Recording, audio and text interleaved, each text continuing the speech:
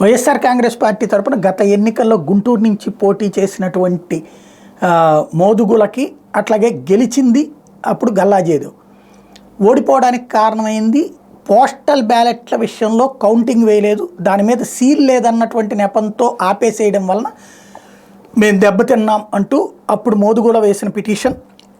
ఇప్పుడు ఆయన అభ్యర్థి కాదు, కిలార్ రోసియా. ఇప్పుడు దాని మీద కీలకమైనటువంటి తీర్పు ఇచ్చింది హైకోర్టు, అది కొట్టేసింది.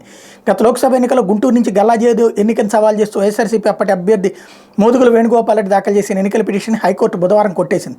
ఈ మేరకు న్యాయమూర్తి జస్టిస్ రావు రఘునందనరావు బుధవారం తీర్పు వెలువరించారు. 2019 సార్వత్రిక ఎన్నికల్లో గుంటూరు పార్లమెంటు నియోజకవర్గం నుంచి జయదేవ్ ఎన్నికయ్యారు.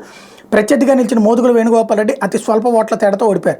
పోస్టల్ బ్యాలెట్లను తిరస్కరించడం వల్లే తాను ఓటమి చెందానని, ఈ నేపథ్యంలో జయదేవ్ ఎన్నికను చలనగా ప్రకటించాలని కోరుతూ మోదుగులు 2019లో హైకోర్టులో ఎన్నికల పిటిషన్ దాఖలు చేశారు. మొత్తం 9,782 పోస్టల్ బ్యాలెట్లను తిరిగి లెక్కించి ఆ తర్వాత ఫలితాన్ని వెల్లడించేలా ఆదేశాలు ఇవ్వాలని కోరారు.